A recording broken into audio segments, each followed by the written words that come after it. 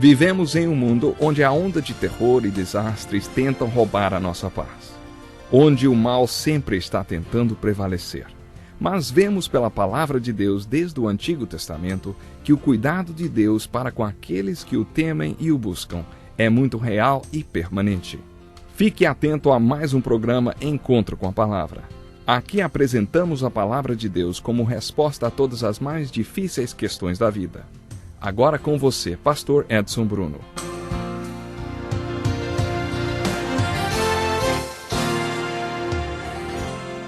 Olá, que ótimo estarmos de volta para mais um programa Encontro com a Palavra. Eu estou ansioso para juntos continuarmos estudando a Bíblia Sagrada.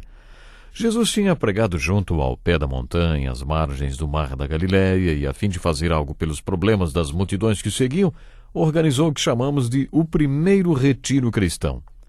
De acordo com Marcos 3, verso 13, Jesus convidou um a um dos seus discípulos para acompanhá-lo ao alto dos montes, junto ao Mar da Galileia, aos quais chamamos apenas de monte. Na verdade, são várias elevações de terra a partir das margens do Mar da Galileia. Em uma dessas elevações mais altas, Jesus organizou o retiro. Podemos dizer que o objetivo principal de Jesus neste retiro foi mostrar como eles poderiam ser parte da resposta e da solução para todos os problemas que aquela multidão estava enfrentando. Todo o ensino deste sermão deve ser visto sob esta perspectiva. A primeira coisa que Jesus ensinou aos discípulos foram as bem-aventuranças. E a primeira bem-aventurança foi: bem-aventurados os pobres em espírito. A segunda, bem-aventurados os que choram. A terceira, sobre a qual falamos no último programa, bem-aventurados os humildes. No encontro com a palavra de hoje, veremos a quarta bem-aventurança. Bem-aventurados os que têm fome e sede de justiça, pois serão satisfeitos. Conforme já dissemos, as bem-aventuranças podem ser agrupadas em duplas. Bem-aventurados os pobres em espírito, que choram enquanto aprendem que são pobres em espírito. No último programa vimos que bem-aventurados os humildes, e o que significa o termo humildade ou mansidão, conforme outras traduções. Nós vimos isso no último programa.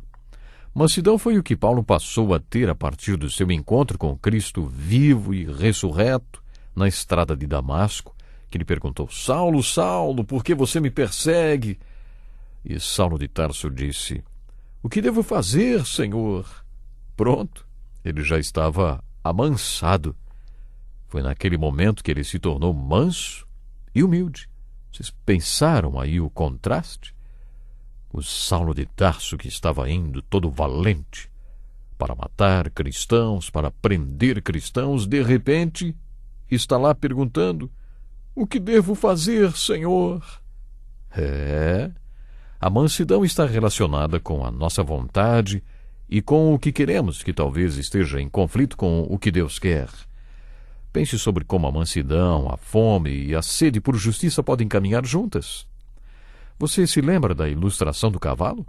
Uma vez que o cavalo bravo morde ou aceita o freio em sua boca, e de maneira figurada, uma vez que o Senhor coloca as rédeas em nós e a sela em nossas costas e nos dispomos ao controle dele, qual deve ser a nossa próxima atitude, hein? Quando o apóstolo Paulo amansou, ele disse: O que devo fazer, Senhor? Depois que nos submetemos ao controle do Senhor, somos controlados pelo Espírito Santo. Ou, depois que declaramos que Jesus é o Senhor e nos submetemos ao seu controle, a atitude seguinte é ter fome e sede de saber a vontade de Deus, fome e sede de justiça.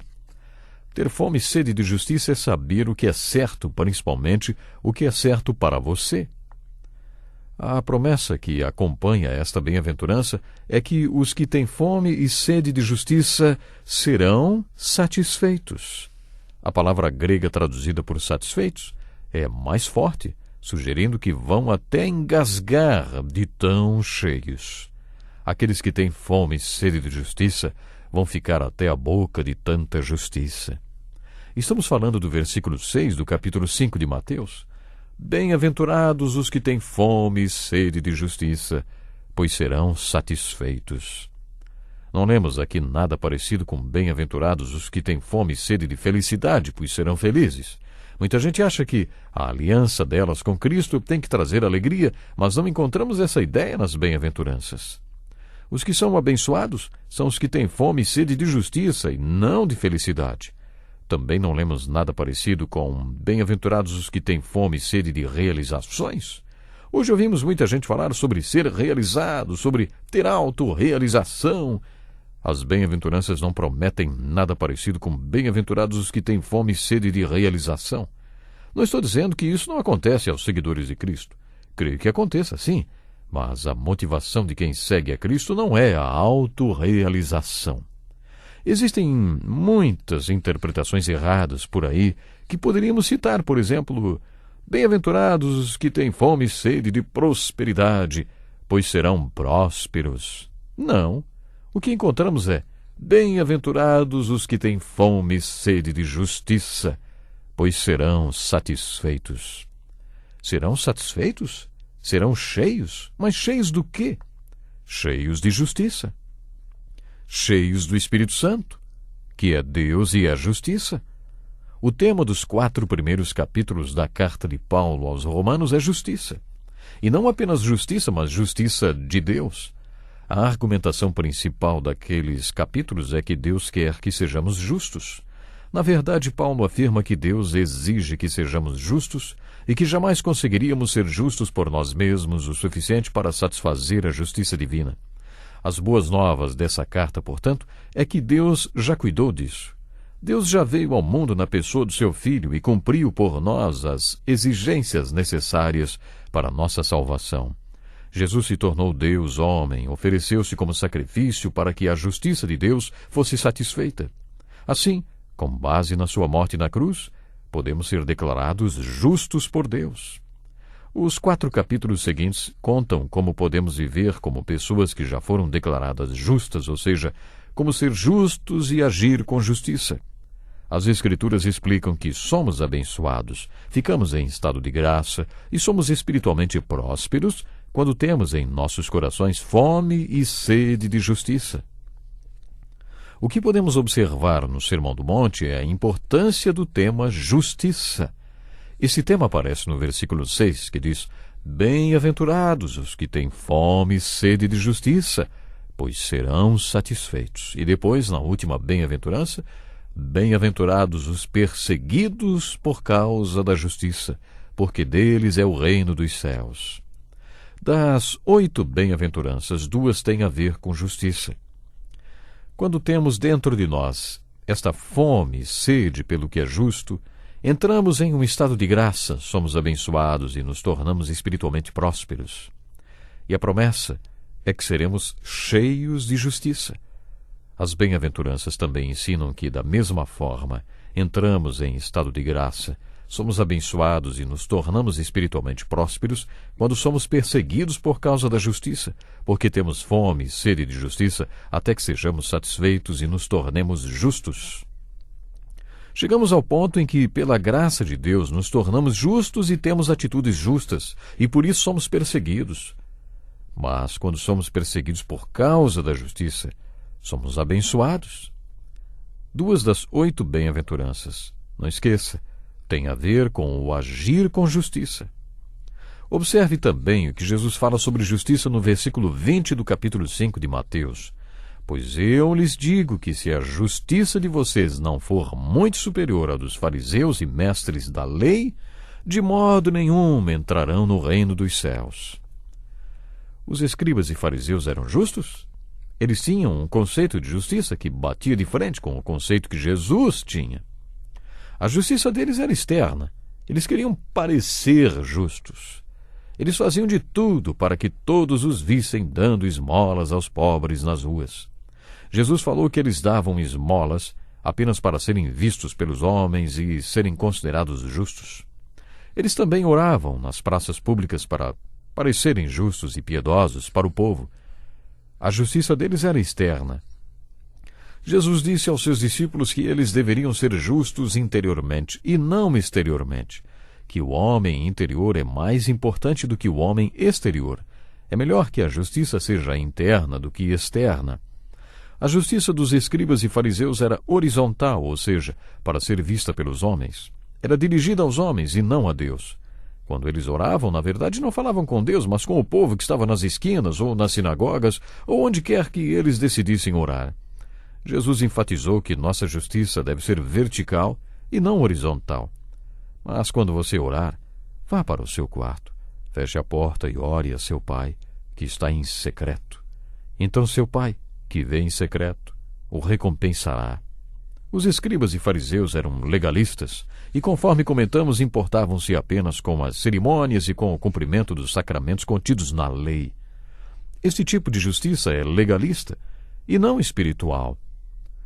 Jesus se preocupava com o espírito da lei e não com a letra da lei. Deliberadamente, Jesus infringiu a lei do sábado para ter a chance de dizer a eles: o sábado foi feito por causa do homem, não o homem por causa do sábado. O espírito da lei do sábado visava o bem-estar do homem, e quando alguma coisa era feita no sábado para promover o bem-estar do homem, o espírito da lei do sábado era mantido. Mas eles eram tão legalistas que tinham perdido essa perspectiva. Mais tarde, o apóstolo Paulo se referiu ao espírito da lei em contraste com a letra da lei. A letra mata, mas o espírito vivifica, ele disse. A justiça dos escribas e fariseus era legalista, e Jesus ensinou que a nossa justiça deve ser espiritual. A justiça deles era temporal, e Jesus disse que a nossa justiça é eterna. O eterno é mais importante do que o temporal. A justiça deles era tradicional, baseada em regras que eles próprios criaram, que muitas vezes não tinham nem sequer base nas Escrituras. Jesus ensinou que a justiça deveria ser bíblica. Nos evangelhos de Mateus e Marcos, principalmente, Jesus bate de frente com os líderes religiosos por causa disso. Ele afirmou que, às vezes, as tradições deles contradiziam com as Escrituras, e quando isso acontecia, a tradição era mais autoritária do que as Escrituras. Jesus os repreendeu por causa disso. Portanto, a justiça dos escribas e fariseus era tradicional, e Jesus ensinou que a justiça verdadeira deveria ser baseada nas Escrituras. Jesus ensinou que a justiça dos seus seguidores deveria ser excepcional. Se a justiça de vocês não for muito superior à dos fariseus e mestres da lei, de modo nenhum entrarão no reino dos céus. A principal diferença entre a justiça dos escribas e fariseus e a de Jesus é que a deles, Jesus falou, era hipócrita, quer dizer, duas caras. No início da história do teatro, os atores usavam máscaras. Tinham duas caras. Pena que nós precisamos encerrar o programa agora, mas não perca o próximo. Até lá.